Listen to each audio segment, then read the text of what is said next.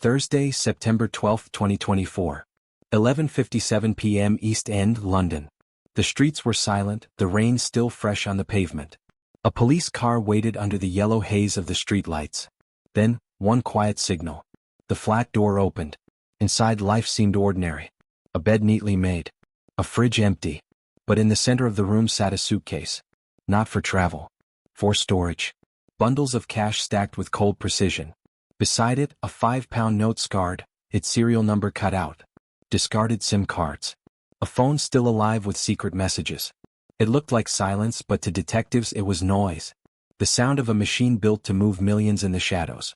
What began as a student's attempt to send money home would unravel into one of Britain's most secret financial conspiracies. This is the story of their downfall and how their actions exposed the darker undercurrents flowing through Britain's airports. Welcome to Vault Crime. Let's get straight into the case. It began with something so small it should have gone unnoticed. A £5 note. Ordinary. Forgettable. But when investigators in London's Financial Crime Squad checked 2 transactions from the same week, their screens froze. Both showed the exact same serial number. 2 different districts. 2 separate transfers. 1 banknote used twice. 4 detectives trained to spot patterns. This was no accident. It was a flaw. A broken seam in what should have been an airtight system. The team pulled CCTV from Hackney Central Station, scanning hours of footage. Crowds moved in waves, commuters, students, shoppers. And then one face appeared again. And again. 4 times in 7 days. Each time she carried the same black duffel bag. Each time she stayed no longer than 45 seconds. Long enough to leave something. Short enough not to be noticed. Her name was Shu. To the public she was invisible. To the police she was the first thread in a hidden machine moving millions. And with that single £5 note, the chase began. By the way, if you have enjoyed the story so far, please don't forget to subscribe, like and share this video as it will encourage us to create more videos on UK organized crime. It wasn't glamour. It wasn't violence. It was precision.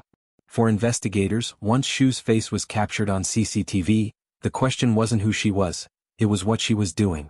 The review of footage built a pattern. Every time she carried the same black duffel.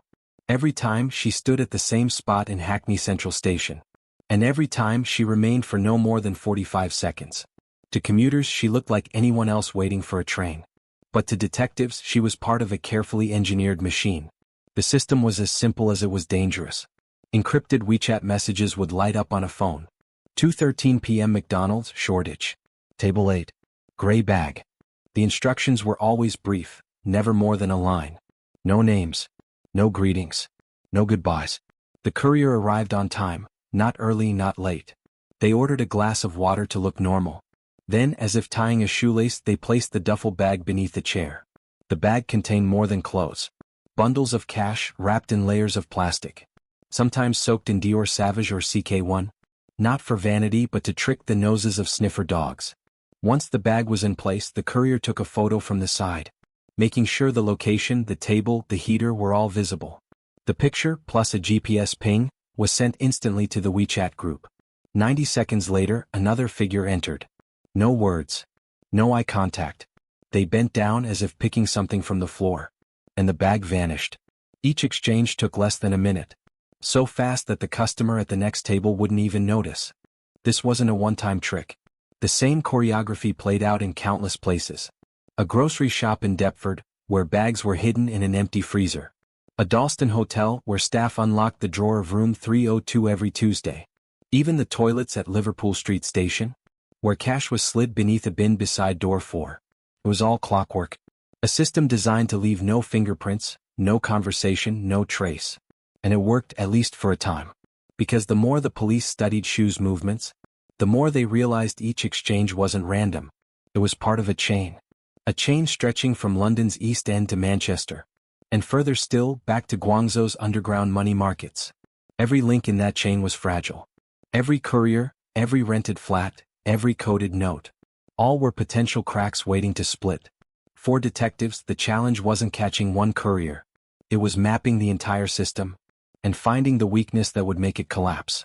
If you saw a bag swapped in under a minute, would you notice, or walk past without a thought? Tell us in the comments. And soon one clue, so small it could be missed, would point directly to the architect of the machine. The trail led to Bethnal Green. A rented flat, outwardly unremarkable. Peeling paint on the door. Curtains drawn tight. Inside, investigators found what looked like an ordinary living space. But ordinary doesn't explain the faint fingerprint left on the side of a cash register in the kitchen. Forensics ran the print through the system. The results stunned them. The name was Xu. No criminal record. No flagged background. But the connection was undeniable. It was the first hard evidence tying Xu to something bigger. From there, the investigation widened. Detectives tracked her movements. Watched as she slipped into internet cafes. Phones switching in and out of her pockets. Each SIM used once, then discarded. Each phone reset, then replaced. One night, surveillance captured Xu at Liverpool Street Station. She bent to place something inside a public phone charging socket. 18 seconds later, she was gone. When officers examined the socket, they found a prepaid debit card, registered under a false name. That card unlocked a web of shadow accounts, the same accounts that couriers were feeding with their bags of cash. Piece by piece, the map of the machine came into view. Airbnb rentals in Hackney and Tower Hamlets. Short-term flats used as counting houses. Inside, money counters, vacuum sealers, digital scales, and notebooks filled with banknote serials. None of it screamed violence. None of it screamed drugs. But it whispered something far more dangerous: control. The mastermind's name surfaced like a ghost: Chi Wang. 29 years old. A quiet engineering student from Manchester. Always tidy. Always polite. Always invisible. He lived between Manchester and London, moving in 3-week cycles. He never carried a personal phone. He never used a credit card. He rented flats under false names, slipping in and out without leaving a footprint. To neighbors, he was just another tenant. To investigators, he was the architect.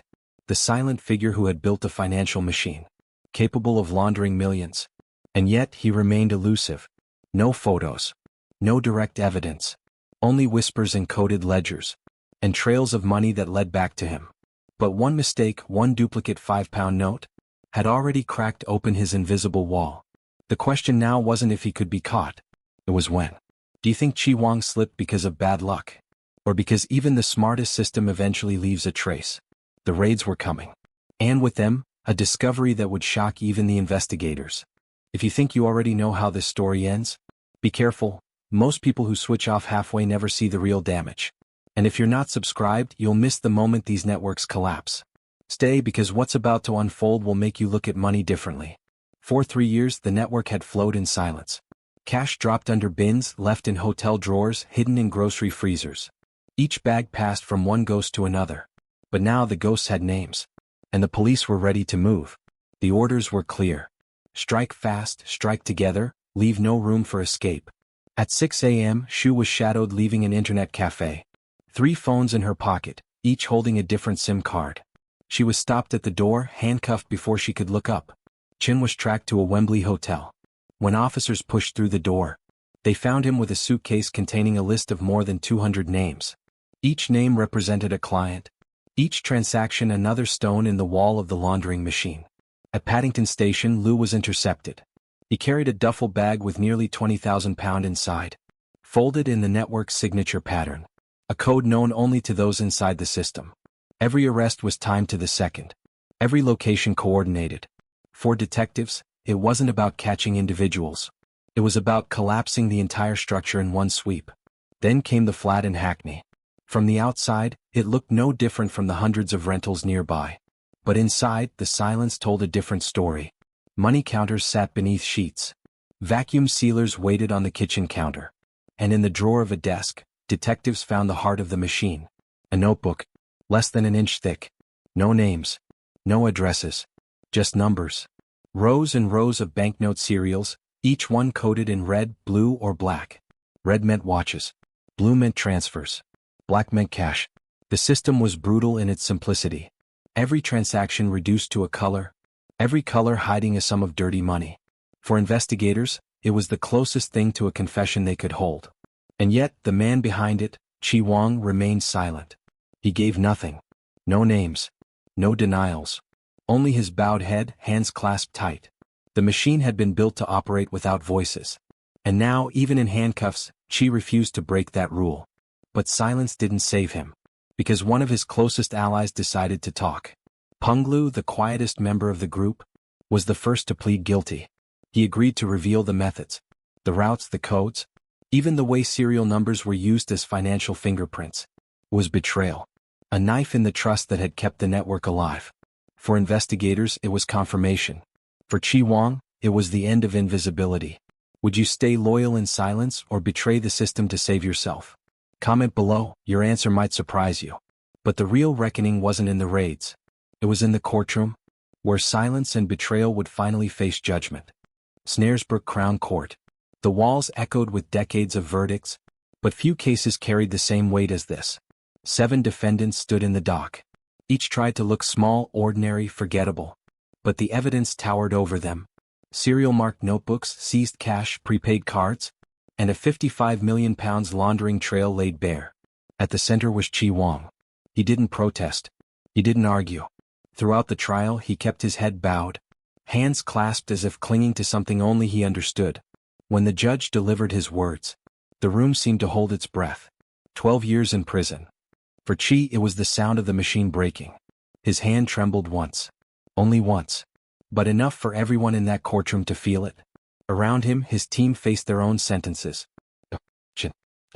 11 months to 3 years. Each term shaped by their role, their cooperation, their silence.